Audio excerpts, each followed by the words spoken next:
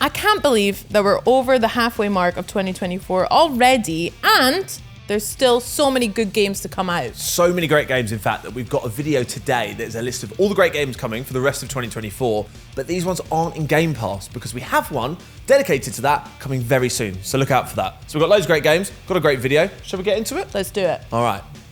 Okay, so first one I want to talk about, because we've seen people going off in the comments about this one, is Warhammer 40k Space Marine 2, which looks, quite frankly, massively chaotic. Yeah. So if you don't know what this is, it's a third-person shooter set obviously in the world of Warhammer, and essentially pits you against relentless waves and swarms of Tyranids, which if you're a Warhammer fan, you want to take out the Tyranids, absolutely. It looks great, doesn't it? Absolutely. I mean, what we've seen when Henry and Charley had a chance to speak to the devs about it, as well as all of the other content and what we played at Gamescom, it's going to be so much fun to play solo with your pals. Lots of everything that we love about horde-based round shooters and some real gruesome looking execution kills. Absolutely. I'm excited for those. Check out that video with Tim Willits, who's one of the game directors that is working on the game. And actually some of the stuff that he was showing Charley and Henry around some of the swarms and the AI that they're using and the pathing does make it like that right level of chaos for you and mates that are sort of playing co-op,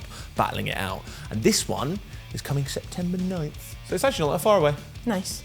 Okay, so another game coming out quite soon, Sam, like games, yeah. that I'm very excited for and you should check out is The Plucky Squire. Oh, yeah. It's coming out September 17th. I know nothing about that. Oh, okay. I've heard the name. I've heard it being thrown around. Yeah, you've probably definitely seen some clips of it online. It's kind of gone viral a couple of times because of how unique it looks. It takes place almost entirely within the pages of an old storybook that you would used to read. Is this the children's picture book thing? Yeah. But not just for kids. Yeah. But for everyone. Yeah, got you. Yeah, but nice. the kind of books, you're right, that you would used to read when you're a child growing up, it is about a knight on those pages, and then so it's got that lovely 2D storybook art style, but then it also takes place in the 3D world and comes out of the pages into real life magic. What type of game is it? From what I've seen so far, it's kind of like a platformer. It's a completely indie game as well, but it looks really good fun. It's definitely playing a lot on mixing writing and actually reading a story within the game mechanics, which I'm really excited to see more of. Sounds like a real page turner. Sorry, right, let's get on to the next one, shall we? Right, lots of people might know about this one, and we're both very excited for, which is Starfield's first expansion, Shattered Space. Now, I'm excited for it, we're all excited for it in the team, but it feels like it's only right that you should tell us all about it, given that you did the interview at Gamescom. And if you haven't watched that, that'll be up there. Make sure you go and check it out. Yeah, I did have the pleasure of speaking to Tim from Bethesda, who's told us all about Starfield's Shattered Space and the most recent game update that brought in land vehicles. Heck yeah, you can drive. The Rev 8. Sick. Yeah. Wanted that for ages. You can drive and you can kind of hover as well, which is kind of cool too. Yeah, class. So yeah, that's already implemented in the game, but what we can expect and what we can look forward to in Shattered Space is quite a wee bit of a tone shift from the Starfield you might already know. Yes, very dark, very moody, very atmospheric space. So I guess it's kind of playing a wee bit more towards sci-fi horror, with this new planet that we'll get to explore, as well as the new House Varun as a kind of new characters in Starfield's epic. I quite like that sometimes, often with expansions, that it's more of what you like normally within a biome, but I do quite like that there is a slight tone shift to this. It feels slightly more unique. So for me, that excites me. Even though I'm a big scaredy cat, I quite like that tone shift, Yeah, I'm hopefully it won't be too scary for you, but I know we'll never know. But definitely interested to see kind of the mystery that they're bringing to the game, especially through House Varun. What the players will have to do in terms of relations with them, siding with them, maybe. Obsessed with serpents or something? There's some sneaky business going on. It's hissy for sure. So we'll find out more on September 30th because it's this month as well. That's not that long. It's really not. September's packed. Right, this one I'm extremely gassed about. Yeah. As a massive Diablo geek. Oh, here we go. Because we've got Vessel of Hatred coming. which again, another Gamescom Xbox On plug, but we did do an interview with Hot Rod himself and a few of the other Diablo gang, which you can check out above there. We spoke about Vessel of Hatred, bit of Season 6 in there, but Vessel of Hatred is of course coming in early October, and we are sort of linking up with Primeval himself, Mephisto. A very well-known name in the Diablo world. Exactly. We're not just getting that, we're also getting some new abilities and all kinds of, there'll be quality of life additions and all the kind of good stuff that you expect from Diablo, who have been just on it with the live service stuff. But we're also getting a brand new class. Yeah. Which is class, and that's the Spiritborn. So you actually played a little bit of that at Gamescom, didn't you? Yeah. And it's looking really good. And not only that, we're also getting a sort of new biome. So it looks really jungly, it's quite dark, all the mounts are slightly different, sort of riding tigers and things like that. It's like a good gear shift, isn't it? Oh yeah, I mean, the Spiritborn is so much fun as well. Like, you can call upon different, kind of like a druid, but like not, and cooler.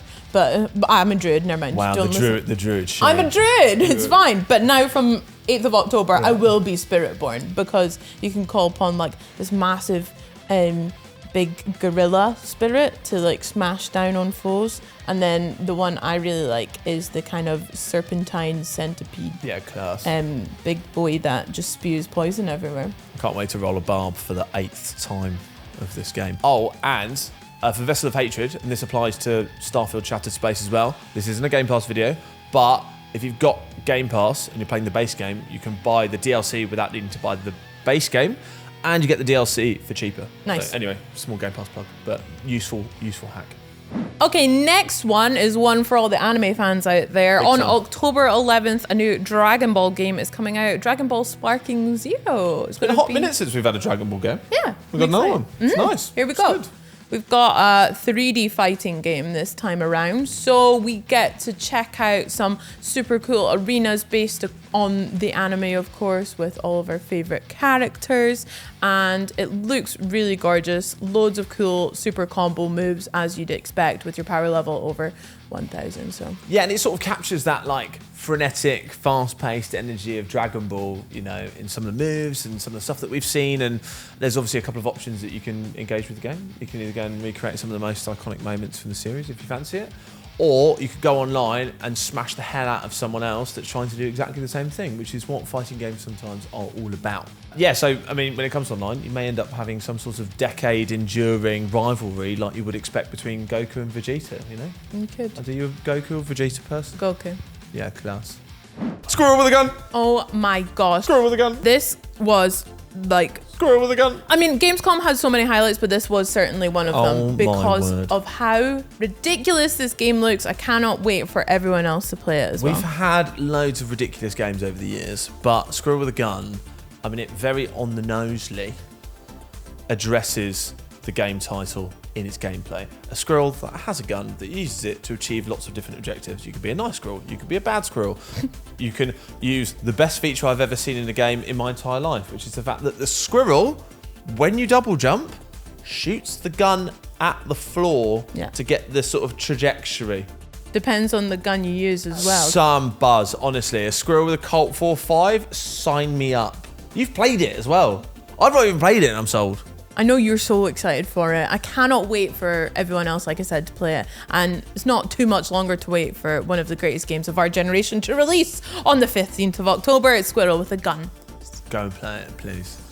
Also in October, we have one for all of our Persona fans out there. I'm really excited for this one too. There's not a lot of games that I'm not excited for, to be honest. I can't actually think of any I'm not. We are eating quite good in 2024. Amen. It's a good time to be a gamer, seriously. We've got loads of games. Absolutely. And this next one, is, like I say, it's for your kind of turn-based combat style, if you like that, with a beautiful looking art style and probably some great dramatic storyline. It's Metaphor ReFantazio. Now, this is similar to Persona. In fact, it's from the makers of Persona, Atlus's new game, and for very much, again, battling baddies and demons. But this time, we're ripping out our hearts to do it. In this one, rather than summoning personas, your characters are actually transforming themselves into sort of beastly new versions called archetypes. So there's a lot to be explored within that, and that actually becomes quite deep as you progress throughout the game. But I think if you love games by Atlas and you love the Persona formula, then I think this sort of medieval fantasy world is something that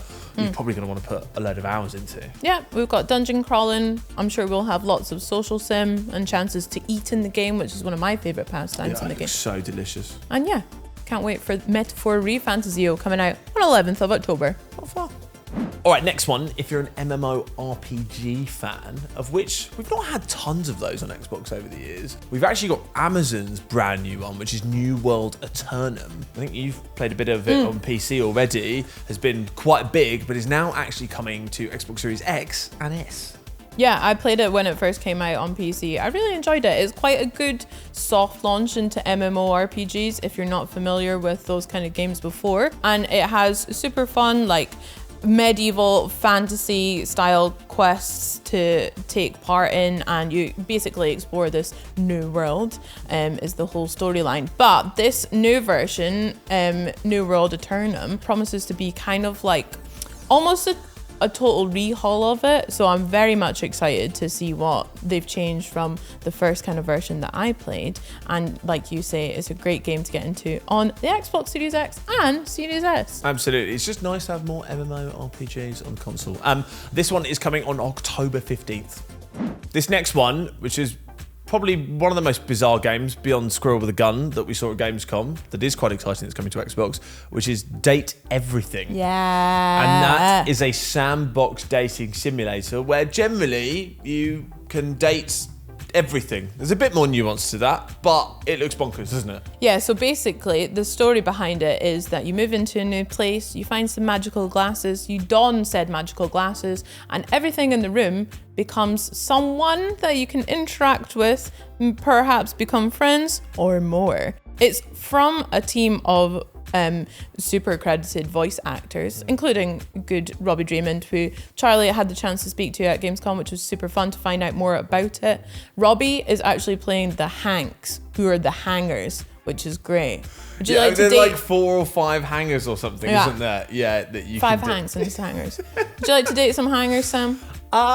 Maybe. I would give it a go. I'd have a few dates. We'd see how we get on. I remember Charley, after doing that interview, just being completely sold on the game, because it looks bonkers. It'll be, a fun little story game to play, sandbox dating like you said, and if you like Dream Daddy, definitely check this one out. There's like, I think over 100 voice characters, and with the team of voice actors that have set it up, you know there's going to be some good voices in there. Yeah, and you can just live out all of your fantasies. If your fantasy was to date a fridge, then you could go and do that, and you could go and do that on October 24th. Enjoy.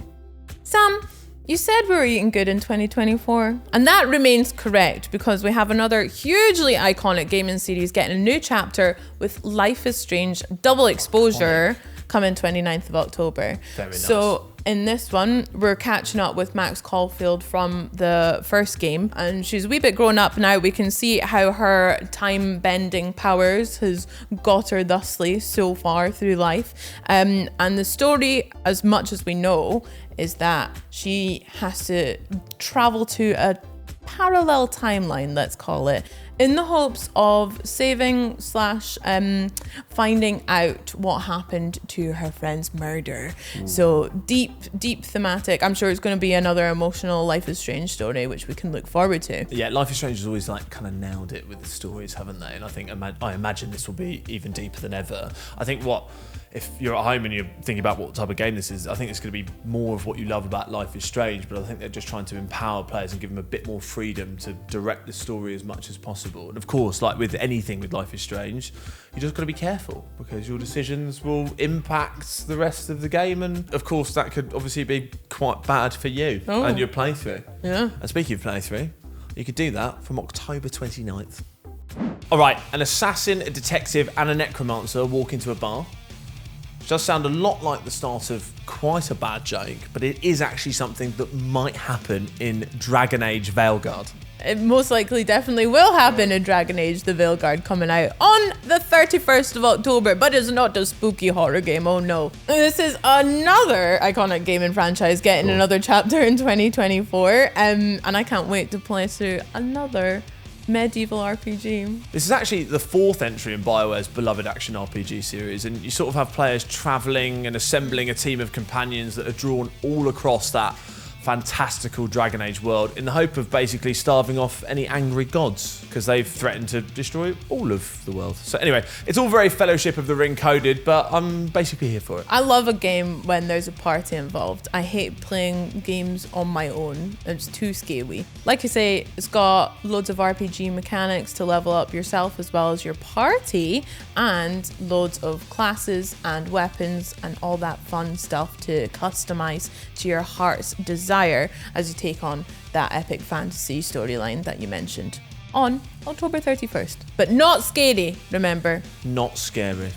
Something that is scary though is Slitterhead. Ooh, I bet you're buzzing for this one. Sam loves horror games, and when I say love, I mean hate. I'm not playing it. Okay. I think people should be excited for it because it's made by the same geezer that made Silent Hill. It is. And I'm sure you're going to have a great time. You're going to have a great time. I can categorically say that I'm not playing this. But why is it good? So it looks kind of, as you say, Silent Hill-esque, but almost like with a mix of like Ghostwire Tokyo in it as well. It's very modern neon wave aesthetics with some really creepy looking monsters that have bubbly heads and also big scratchy long nails. We have seen though, we've seen a story trailer, which I paid no attention to.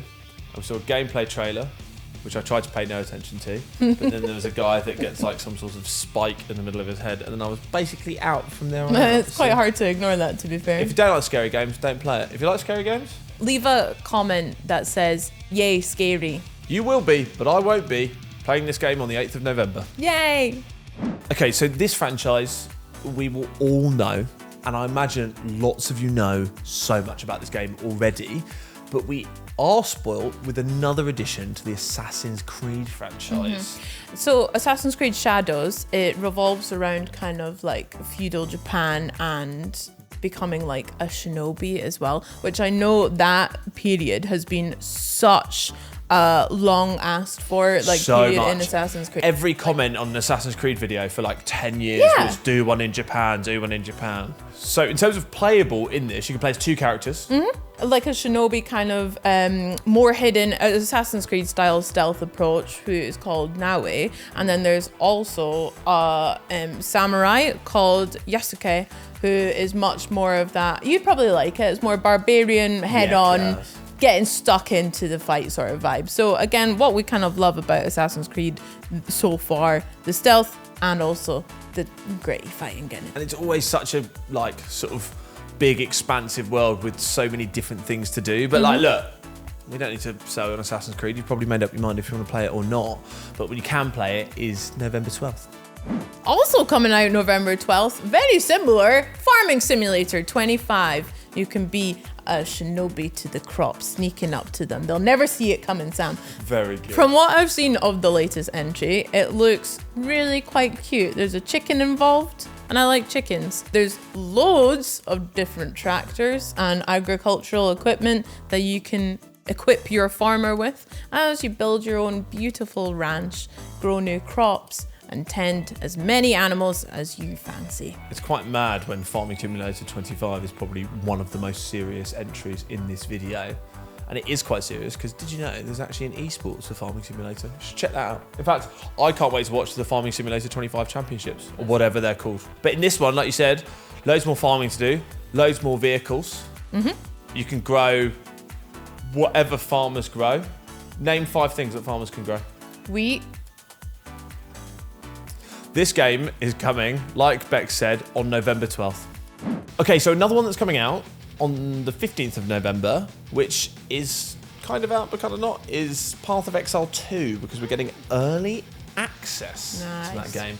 And that is, if you played Path of Exile before, it can be a pretty hardcore game in terms of some of the number crunching, some of the enemies, some of the bosses. It can get quite difficult, but people absolutely rave about it, don't they? Oh yeah, it is iconic as the day is long. Another thing that's like super intense about it is the skill tree, which has like nuts. Which I think is pretty intense in the first one, and then Path of the Exile 2, I believe, has at least over 1,500 different skills. So crunch those numbers. Yeah, you can do a lot of theory crafting on that game. And actually, at Gamescom, we actually saw a brand new video from the team at Path of Exile, and they were talking in loads of depth around bosses and all kinds of other new things that are coming to Path of Exile 2. So, I mean, if we're talking about this, you know about the franchise already, you're probably excited for it. But if you haven't played it, maybe worth checking out if you love crunching those numbers. Because it's a free-to-play game as well. So what can you lose? Doesn't cost you anything.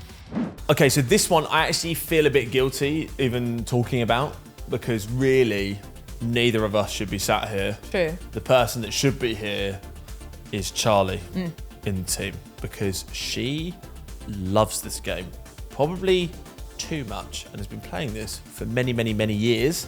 And there's been a huge outcry of people wanting for this to come to Xbox. And this game is none other than Genshin Impact. Literally on our September games that are coming out video, we had a comment saying, but when is Genshin Impact, please? And it is now. It is November 20th that it comes out. So there you go. There's that answered for you. Not long to wait for the hugely popular action RPG coming to Xbox consoles, which is so exciting. And you can play it on cloud at the moment if you just can't wait. Very exciting. So in case you haven't played it and you wonder what the fuss is about and why the company even bought their own power plant for their employees, it's basically an action RPG that is a bit open world. It's a bit of a joy to explore, and it allows you to basically get down to whatever you would expect within an RPG. So every nook and cranny of the game contains some sort of valuable treasure, a memorable character, and even some sort of handy crafting materials. You've also got the combat, and what I would say is that the combat feels equally as rewarding as finding treasure, because you've got quite diverse character selection, and even when it comes to their abilities, they're all super unique. But look, you'd have to try it to really understand the level of impact that Genshin Impact has had on the world. And that game, again, is free to play, so it won't cost you anything. And when's it coming, Bex? November 20th. Yeah, Mark nice. the calendar. November 20th. So the final one we're going to speak about today, Sam, about games still to come in 2024, but not coming to Game Pass, because we'll have a whole separate video for that one. This is Marvel Rivals. A couple of the team are really excited for this one, aren't they? Yeah, they are. They're varying skill levels as well. But if you don't know what Marvel Rivals is, it's a 6v6 shooter. So it's got abilities, you've got some gunplay, you've got all kinds of different things that you can do in the game. But because it's Marvel, of course, you've got that roster of classic heroes. You could be Iron Man, you could be Hulk, you could even be Jeff the Landshark. What's also cool about Marvel Rivals is that within those characters that you pick from, you combine them in the right way, maybe mixy-matchy, and you get some really cool, like, power moves or something, combos, wombo combos, to kind of take out on the opposite team, which is very exciting. And guess what? Another free-to-play game coming out on the 6th of December. Free for Christmas, brilliant. 6th of December, play that one. All right, well, that's the end of the video. These are all games that are still yet to come in 2024, even at this big month in the year, and they're all not in Game Pass. If you want to know all the best ones that are coming in Game Pass, watch out for our next video. Absolutely, notifications on, subscribe to the channel, and we'll see you next time. Bye. Bye.